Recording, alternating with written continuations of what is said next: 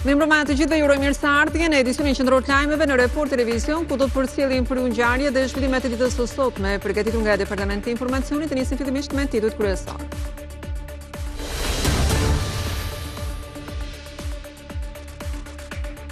Presidenti i Venezuelës Nicolás Maduro dhe bashkëshortja e tij hynë të prangosur në gjykatën e New Yorkut, ku ju komunikuan akuzat për trafik droge dhe armësh. Përpara gjykatësit Alvin Hellerstein, si Maduro dhe bashkëshortja nuk i kanë pranuar akuzat dhe u shprehën të pafajshëm. Seanca e radhës u caktua më 17 mars. Jashtë gjykatës të New Yorkut u mblodhën turmat mëdha njerëzish, të cilët protestonin të ndarë në dy grupe. Njëra palë brohuriti kapin e Maduros, ndërsa pala tjetër protestoi kundër ndalimit të tij dhe kërkoi lirimin. Në Këshillin e Sigurimit të OKB, sekretari i përgjithshëm Antonio Guterres shpreu shqetësimin mbi ndërhyrjen ushtarake amerikane në Venezuelë përmes një deklarate.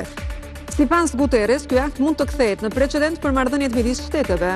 Në përgjigje të tij, ambasadori SBA në OKB, Mike Waltz, sqaroi se bëhej fjalë për një operacion policor për të arrestuar një trafikant droge dhe jo pushtimin e Venezuelës. Qeveria zvicerane i ngrin asetet Maduros dhe personave të lidhur me të. Besimi i qytetarëve të vendeve të Ballkanit Perëndimor në Bashkimin Evropian ka pësuar një rënje me 10% sipas rezultateve paraprake të barometrit të Ballkanit, por shqiptarët vijojnë të mbështesin integrimin e rajonit në BE me 86%, ndërsa gati gjysma besojnë se Shqipëria do të hyjë në Bashkimin Evropian brenda vitit 2030. Gjykata e Shkodrës la në burg 4 autorët e dyshuar të vrasjes së Hysen Ymerit për hakmarrje. Njëri prej tyre, Gerd Bushati, e ka pranuar se ka vendosur tritolin teksa hati elektrik për kundrejt shumës 1500 euro, paguar nga 3 arrestuarit e tjerë. Ai ka deklaruar se i kishin thënë që eksplozivi do të përdorej për të trembur dikë dhe jo për vrasje. Bashkëpunëtorët e tij mohuan çdo akuzë. Ditët e para të këtij viti rezervuan orë të gjata pritjeje dhe radhë kilometrike për automjete të shumta, kryesisht në aksin Tiranë-Elbasan dhe në pjesën e Librashtit, ku po kryen punime. Në kryeqytet mëngjesi i sotëm rezultoi me një trafik të rënduar, kryesisht në Unazën e Madhe, në daljet anësore të saj dhe në segmentet që shkojnë drejt i sheshit Shqiponja. Eksperti i sigurisë rrugore Arben Luzi thotë se duhen mbikalime dhe nënkalime, ndërsa rrethrotullimi sipas tij është bllokues. Rënja e temperaturave por edhe qëndrimi në ambiente festive ka ndikuar në përhapjen e gripit dhe të virusave, me qindra pacient paraqiten çdo ditë në urgjencat e spitaleve rajonale për të marrë ndihmë mjekësore. Mjekët infeksionistë thonë se fluksi është në rritje, ndaj të moshuarit dhe fëmijët duhet të kenë më tepër kujdes. Nga 5 janari rritet çmimi i biletave për të parë një shfaqje në Teatrin e Kukullave. Nga 100 lekë bileta për shfaqjet e repertorit bëhet 300 lekë. Për premierat 500 lekë, për shfaqjet për të rinj 600 lekë dhe për spektaklet dhe shfaqje galat 800 lekë. Vendimi për të rritur u mor nga Këshilli i Ministrave në dhjetor të vitit të kaluar. 30% të ardhurave nga biletat do të përdoren për veprimtaritë artistike dhe 70% do të derdhen në buxhetin e shtetit.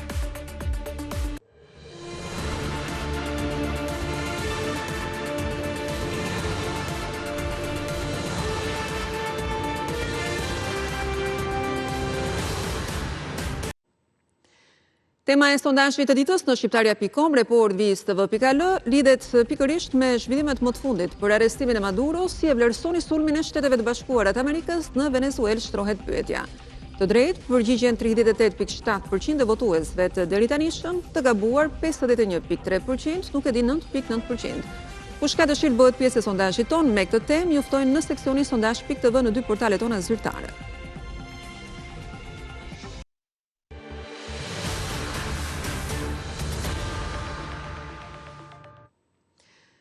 Vijoj me të tjera informacione. Besimi tek Bashkimi Evropian ka rënë në të gjithë Ballkanin Perëndimor, por gjithsesi shqiptarët vazhdojnë të jenë në krye duke mbështetur integrimin më fort se çdo vend tjetër.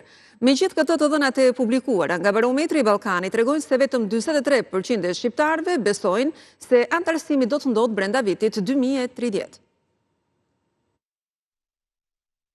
Mbështetja e qytetarëve të Ballkanit Perëndimor për integrimin në Bashkimin Evropian ka shënuar rënje. Barometri vjetor i publikuar nga Këshilli për Bashkëpunim Rajonal tregon se vetëm 64% e qytetarëve të rajonit mbështesin procesin e integrimit evropian, 10% më pak kjo krahasuar me një vit më parë. Të dhënat tregojnë se gjithsesi Shqipëria dhe Kosova ngelen vendjet që mbështesin më fort BE-n. Në Shqipëri 86% e qytetarëve shpreh në favor të integrimit, ndërsa në Kosovë kjo mbështetje shkon në 78%. Nga ana tjetër, mbështetja më e ulët regjistrohet në Serbi, me vetëm 42% të qytetarëve pro Bashkimit Evropian. Sa u përket pritshmërive për antarësim, vetëm 26% e qytetarëve të Ballkanit Perëndimor besojnë se vendet e tyre do të bëhen pjesë e BE-s në vitin 2030. Shqipëria rezulton vendi më optimist edhe për afatin e antarësimit, por gjithsesi vetëm 43% e qytetarëve shqiptar mendojnë se integrimi do të realizohet plotësisht deri në vitin 2030. Pas nesh vjen Kosova dhe Malizi me nga 39%. Besimi më i ulët për antarësim brenda 5 vitesh është në Serbi me 15%, ndërsa në fund fare është Bosnjë-Hercegovina, ku vetëm 9% të qytetarëve të saj e shohin të mundur antarësimin brenda këtij afati. Ndërkohë 64% e qytetarëve të rajonit vlerësojnë se bashkëpunimi rajonal mund të ndikojë pozitivisht në përmirësimin e situatës ekonomike. Shqipëria kryeson edhe në këtë tregues me 77%, e ndjekur nga Maqedonia e Veriut me 71%. Besimi më i ulët për përfitimet ekonomike nga bashkëpunimi rajonal shënohet në Bosnjë-Hercegovinë me vetëm 52%. Gjykata e posaçme i rrëzoi presidentit të Partisë së Lirisë, Ilir Meta, kërkesën për ndryshimin e masës së sigurisë arrest në Burg. Kërkesa e Metës për lirimin nga qelia është rrëzuar edhe më parë nga të trija shkallët e gjyqësorit që kanë vendosur ta lënë në Burg, tashmë prej më shumë se një viti. Meta ka çështjen të hapur edhe në gjykatën kushtetuese, të cilës i është drejtuar me pretendimin se mbahet në Burg pa të drejtë. Spanka akuzon ish-presidentin për korrupsion, për pastrim parash dhe fshehje të pasurisë së bashku me ish-bashkëshorten e tij Monika Kryemadi dhe 3 persona të tjerë. I zhgënjur nga vendimi u shfaq avokati i Metës, Kujtim Cakrani, i cili më herët shprehu bindjen se kreu i Partisë së Lirisë do të lirohej. Sipas tij, gjykata nuk ishte në lartësinë e duhur, por betejë do të vazhdojë.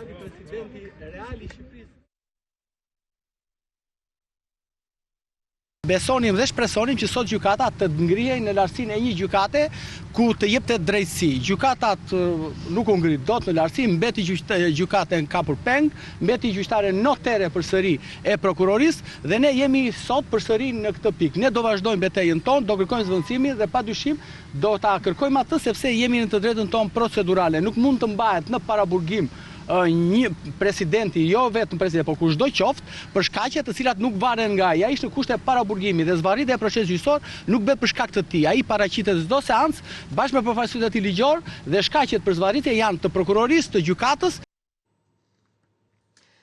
Deputeti socialist Erjon Braçe kritikon administratën shtetërore për ditët e gjata të pushimit dhe neglizhencën për të alokuar parat për fermerët që punojnë 24 orë. Parat janë aty, thot Braçe, 13 milion euro nga viti kaluar dhe 19 milion euro të shtuara me akti normativ, të cilat janë jetike për buqësin. Braçe kritikon AZBR-n, institucion që sipas tij duhet të zhbëhet. Dita e 5 në punë. Ka filluar pushimi që në 24 diku nga mesdita. Pra, në 2 javë të fundit është punuar e s'është punuar 5 ditë. Janë ca punë që nuk presin. Në këto ditë pushimi ka marrë 10 mesazhe nga bujq që ende nuk kanë marrë parat 13 milion euro nga viti që shkoi pa paguar dhe u shtuan me akt normativ dhe 19 milion euro të tjera. Pra janë gati 32 milion euro që duhet i shkojnë bujq. Ju kam thënë njerëzve që do t'i marrin brenda janarit. Dhe janë jetike. Dhe parat janë aty. Kemi patur problem kur nuk ka patur para. Tani që parat janë aty, të mos paguajmë fermerët është turp. Është turp. Nuk e di pse rrinë ata njerëz. Pse rrinë?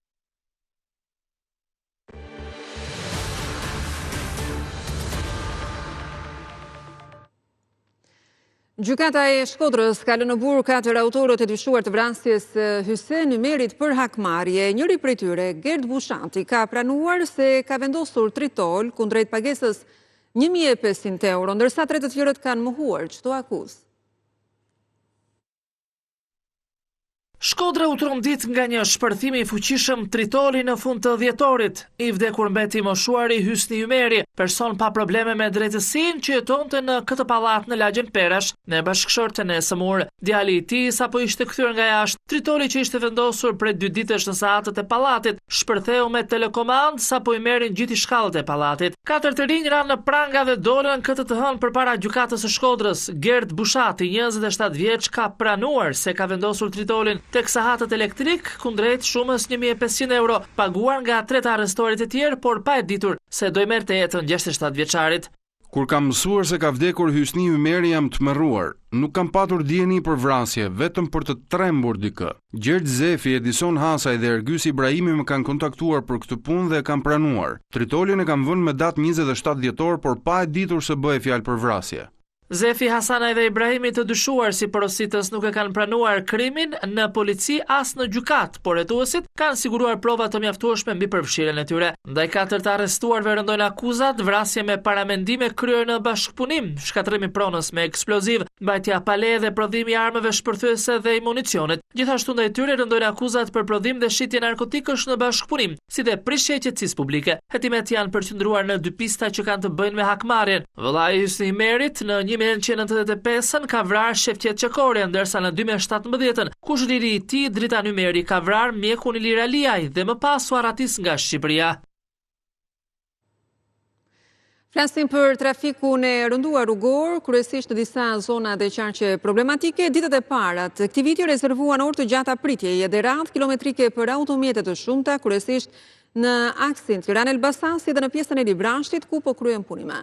Në kryeqytet mëngjesi kësaj të hëne rezultoi me një trafik teje të rënduar, kryesisht në Unazën e Madhe, në daljet anësore të saj dhe në segmentet që shkojnë drejt ish sheshit Shqiponja.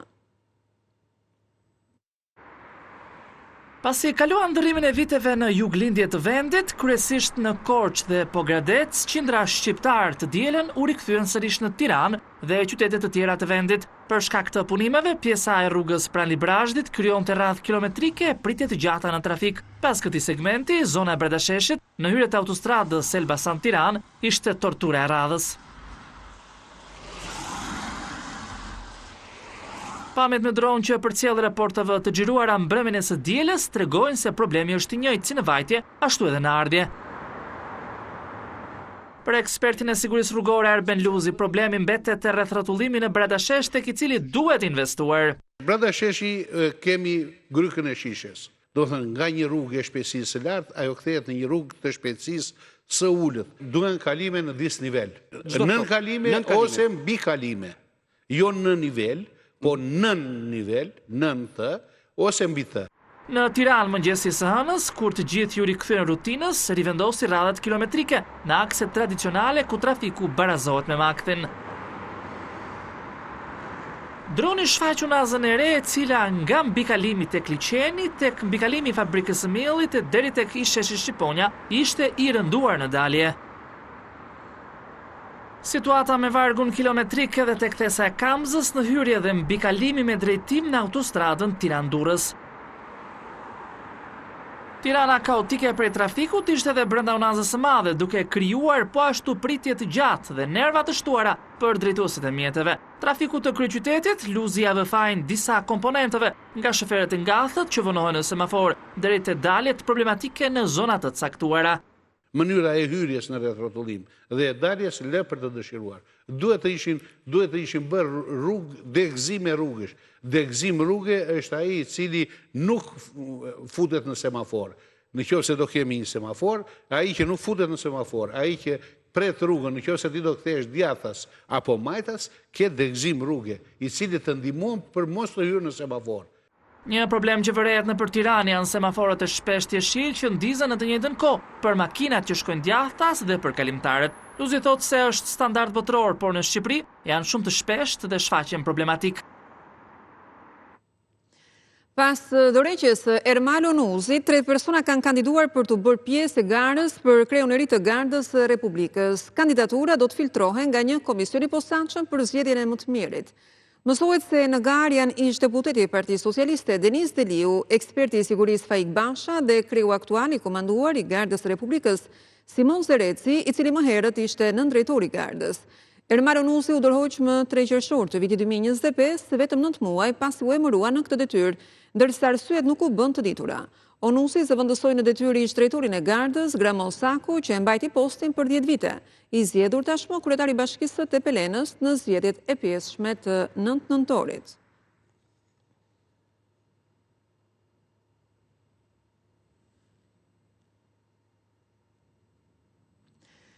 Pajisjet mjekësore të sekuestruara në Spitalin Privat International Medicare në hetim nga Prokuroria e Tiranës për evazion fiskal do të vijë në përdorim nga QSUT dhe spitalet rajonale publike. Pas miratimit nga Prokurori Çështjes, Risena Xhaja, Agjencia e Administrimit të Pasurive të Sekuestruara dhe të Konfiskuara, i vë këto pajisje në dispozicion të Ministrisë së Shëndetësisë me qëllim për të shpërndarë më tej sipas nevojave të spitaleve apo qendrave shëndetësore. Spitali i privat të cilit po i merren pajisjet mjekësore po hetohet nga Prokuroria e Tiranës, pasi u zbulua se bënte operacione pa fatura tatimore, përdorte medikamente të skaduara, punonin mjek të huajt pa licencuar dhe kishte punonjës të pasiguruar me dëm financiar 400.000 euro për shtetin.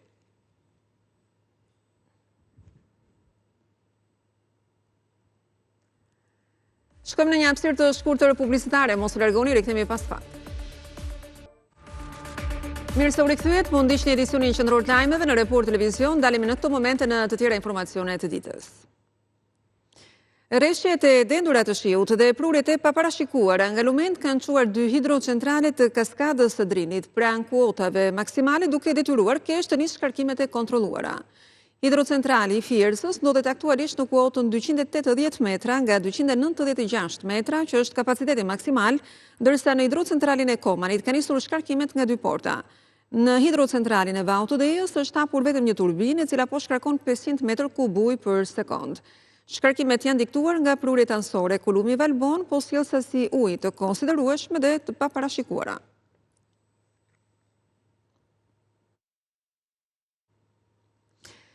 Vetëm pak ditë pas largimit të Skerdi Drenovës nga drejtimi i ujësjelljes kanalizimeve Tiranë, është emëruar drejtori i ri këtij institucioni, Flowers Shoshi, i cili deri më sot ka shërbyer si kreu i Agjencisë Kombëtare të Ujësjelljes Kanalizimeve, do drejtojë UKT-n. Shoshi zëvendëson në këtë detyrë ish drejtorin Drenova, i cili u largua nga posti në fund të muajit dhjetor.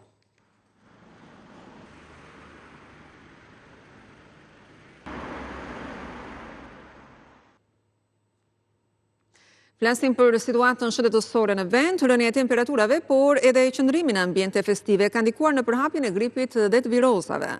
Në Lezhë, mjeku thotë se fluksi është ende në rritje, ndaj të moshuarit dhe fëmijët duhet të kenë më tepër kujdes. Fundi i vitit dhe ditët e para të vitit 2026 janë shoqëruar me fluks të lartë pacientësh në urgjencën e spitalit të Lezhës. Sipas të dhënave, deri në 90 qytetarë në ditë kërkojnë ndihmë mjekësore në urgjencë, pjesa më e madhe të cilëve janë të prekur nga gripi sezonal dhe virozat. Ndryshimi i temperaturave ka ndikuar në rritjen e sëmundshmërisë. Një shtim i numrit të rasteve që paraqiten në urgjencë me temperaturë, dhimbje koke, me simptomat e gripit. Ndryshimi i temperaturave ka ndikimin e vet në këtë situatë, por është edhe gjithmonë në periudhën e dimrit dihet se normalisht ka shtim numrin të virozave. Spitali ka marrë të gjitha masat për t'u përgjigjur fluksit, i cili pritet të jetë në rritje.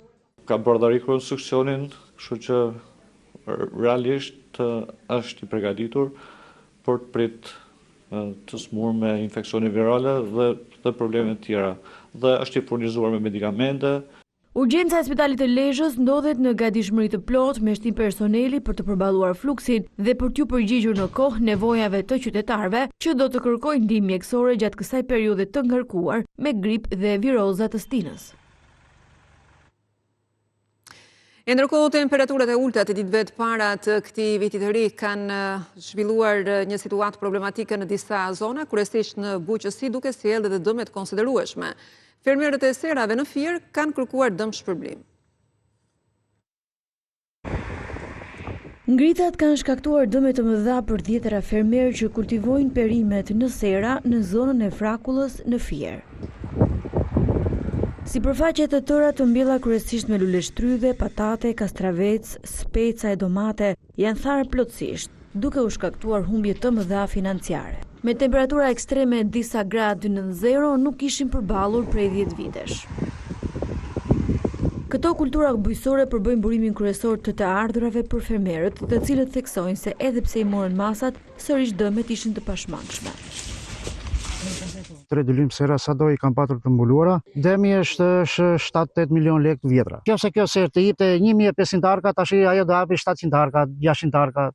Sipas fermerëve, asnjë ekip nga bashkia apo drejtoria e bujqësisë nuk ka shkuar në terren për të verifikuar dëmet.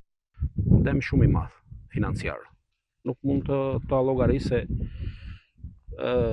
në përserat e luleshtrydhes kishim se fidani ishte i mbar që na erdhi shpejt. Fermerët kërkojnë ndërhyrje të menjëhershme nga autoritetet si edhe mbështetje për të përballuar pasojat e shkaktuara nga moti me ngrica, duke theksuar se pa ndihmë institucionale rrezikojnë falimentimin.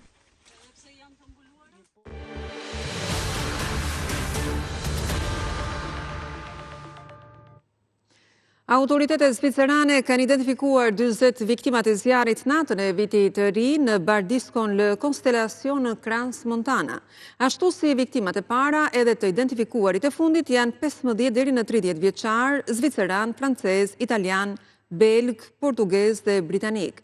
Qindra njerëz bën homazhe në kantonin Valais. Drejt Italisë u dërguan trupat e 5 të rinjve, mes 121 të plagosurve, 14 ishin italian, 11 për tyre të shtruar në Milano me djegje të rënda deri në masën 50%. Pas identifikimit të viktimave, shtohet presioni dhe zemërimi për shkakun dhe përgjegjësitë e tragjedisë. Prokurorët thanë se tavani diskos në Bodrum dyshohet të jetë ndezur nga fishek zjarret në shishet e pijeve që shërbeheshin nga stafi, por ende shumë pyetje mbeten pa përgjigje për kontrollet e moshës lejuar në këto bare, materiali izolues i zhurmës, rregullat e përdorimit të fishek zjarreve. Në hetimin e hapur, pronarët e lokalit po hetohen për vrasje të paqëdimshme.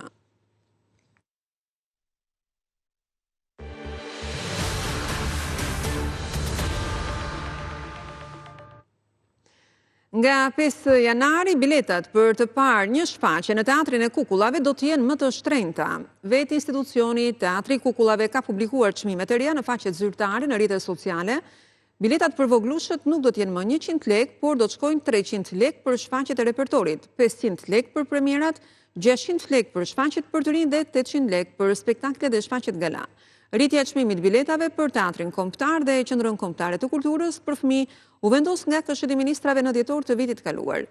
Sipas vendimit, 30% e të ardhurave nga shitja e biletave do të përdoren për veprimtaritë e tyre artistike dhe edukative, dhe 70% do të derdhen në buxhetin e shtetit.